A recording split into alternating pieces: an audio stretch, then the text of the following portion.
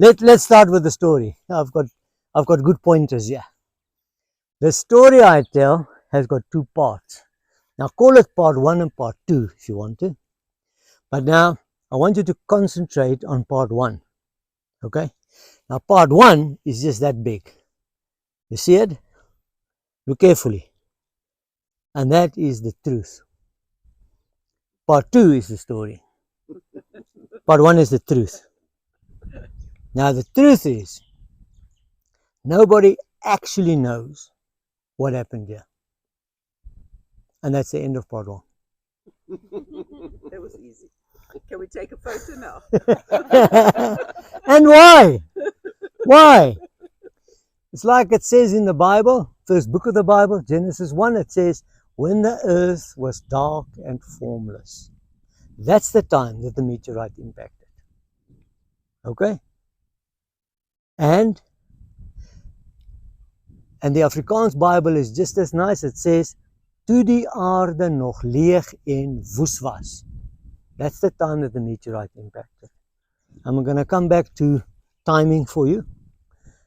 Okay, now the evidence of the fact that it is a meteorite impact structure is only 30 years old that they discovered it. So it's an extreme old event, but a recent discovery. And they're still doing extreme research to try and establish what possibly could have happened. And there are more than 800 technical papers already being produced on the Vredefort Dome, different aspects of it. And still today, it's like pieces of a puzzle that you put onto a wall and you stand back and you look at this and you say, but there's something missing, and what happened there? They still today don't know exactly everything that happened at the time, because it happened at a time where there was no oxygen on Earth. It happened during the formation of the Earth. If they only discovered it 30 years ago, how do they know that the impact structure is 300 kilometers? Ek gaan vir jou sê. Dankie daarvoor. Dankie. Okay. So, out of all of this research and reconstruction models that they've made with computers and played around, we get to part 2 of the story. What they believe happened, what they think happened, what possibly could have happened.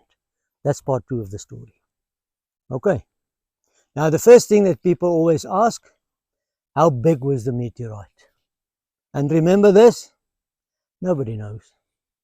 But with reconstruction models, they've determined that this thing that came in, this impactor, must have been probably in the region of 25 to 30 kilometers in size.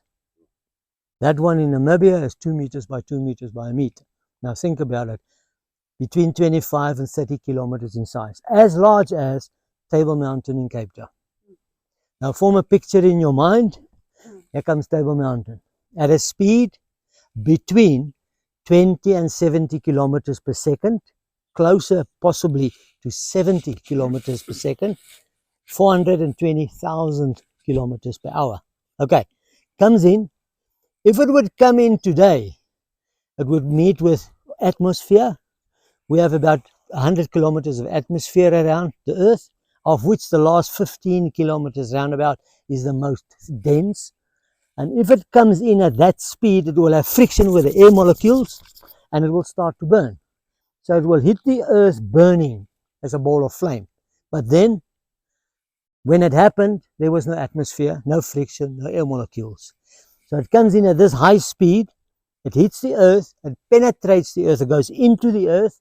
They believe in the region of 25 to 30 kilometers deep. It takes the horizontal geological layers that are formed in the Earth in the prehistoric basin called the Witwatersrand Basin. And it takes these layers and it bends it downwards and then explodes. That explosion, the result that this compressed material now comes up, over and out, and it forms ring structures. The same as what you get when you throw a stone into water. Just look what happens. If you throw a stone at a low angle, then it skids on the water like that. And that low angle is 15 degrees. If it's larger than 15 degrees, need not be 90, but it's larger than 15 degrees, it hits the water, it goes into the water, there's a drop that jumps up like that and it makes rings. Now it sounds crazy, but the soil acted as if it's a liquid. Okay, so you had this drop, the central uplift in the middle, and that is what is called the dome. That central uplift. Okay, and then you have 3 ring structures over a distance of 300 kilometers from where today Johannesburg is to where Welkom is. That's the size of the impact structure in 3 rings. Where we're going after this Hana of mine, we're getting onto the vehicle and we're going onto the first ring structure, the inner part of the first ring structure, so that at least we have a visual experience of how big this thing is. Okay, but it makes 3 ring structures. How far are the ring structures apart? 70 kilometers apart. Okay, let's go down to the model that they've produced. If you could have been here directly after the impact, now play. It's not possible. You could not have been here. But if it was possible, you would have then found a first ring structure 10 kilometers high, 15 kilometers wide. The inner diameter from there to there, 60 kilometers. With a central uplift, 7 kilometers in the center. 70 kilometers further, the second ring. 70 kilometers further, the third ring. Okay. Now today, yeah. All they could determine is the first ring structure from reconstruction models. Okay. Now, this first ring structure is today not 10 kilometers high anymore. It's 230 meters. That's all that's left from an original 10 kilometers. So it's a highly eroded meteorite impact structure. Okay. Now, this is the largest and most eroded. And then the third one is the oldest. And let's get to the oldest. The date that they've determined is 2023 plus minus 5 up or down million years ago. Or if you want to put it in different terms, it's 2,023 billion years ago that this happened. Now they believe that the Earth is 4.5 billion years old. So halfway from the Earth being formed to date, this impact took place. And oxygen and multiple cell life came much later to fill the Earth. Okay, now how do they determine, and that's your question, how do they determine the age of a rock? They don't use carbon dating. Carbon dating is used for other materials.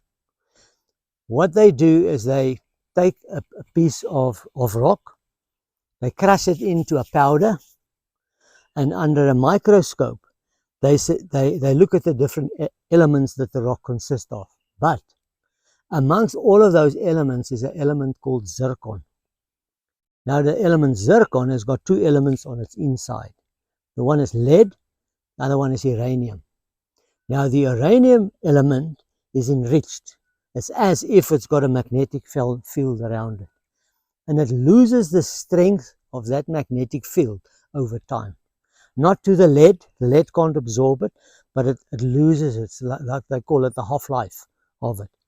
So if they designed a measuring instrument to measure the extent of the loss of the strength of the magnetic field. And that gives them an indication of time that had been spent. And that's how they could come to plus minus 5 up or 5 down to 2023 million years. There's intensive research at the moment that they're trying to lower that plus minus 5 to plus minus 1 or plus minus 2 to get to more exact dating. But the question was asked, I think you asked the question, how did they come about this thing? What happened is the early 1970s, 1972, images became available from NASA, from out of space images. And then on the space images, then they saw that there are 3 concentric rings.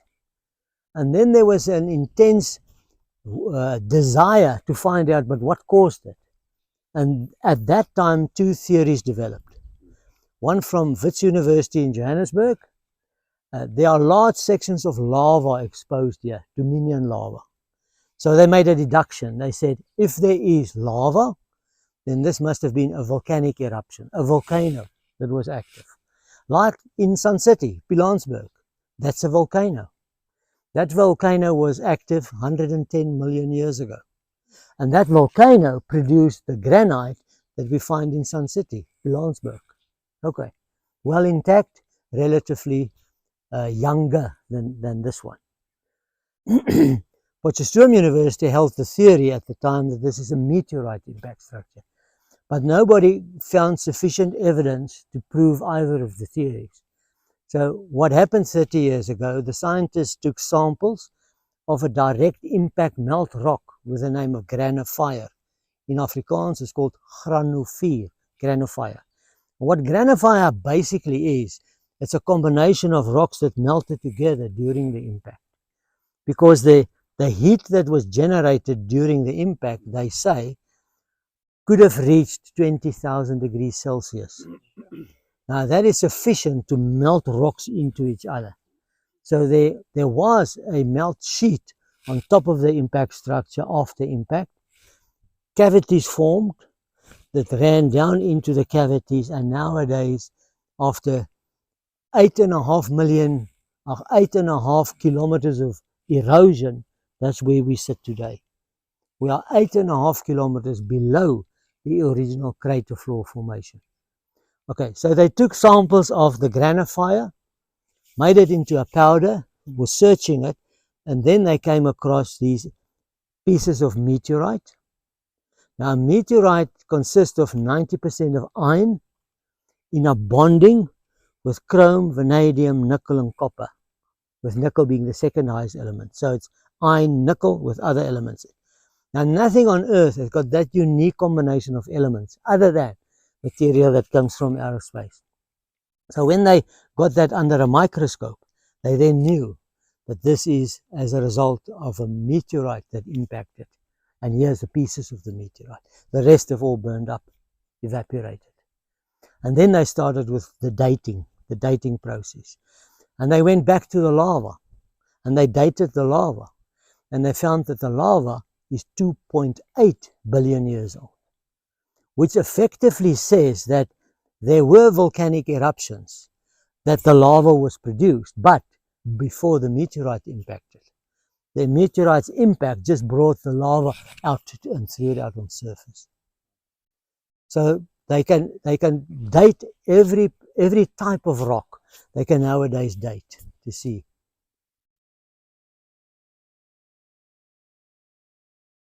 Kom ons gaan 'n bietjie goud toe. Let's go to the gold. I'm waiting. Patiently. Okay. There's a big inland lake called the Witwatersrand Basin. Massive. From Johannesburg to Welkom. Okay. At the bottom of this, just above the mantle, you find the granites. The granites were made when volcanoes were active in the formation of the earth. Now these big boulders that you see around here, that's granite. Now granite was made in fire, in heat. Okay. Now you have two layers of granite right at the bottom, just above the mantle. A grey layer and a pink layer. Okay. And then all the other layers on top of it. And this basin is hard and solidified 70 million years prior to the meteorite impacting.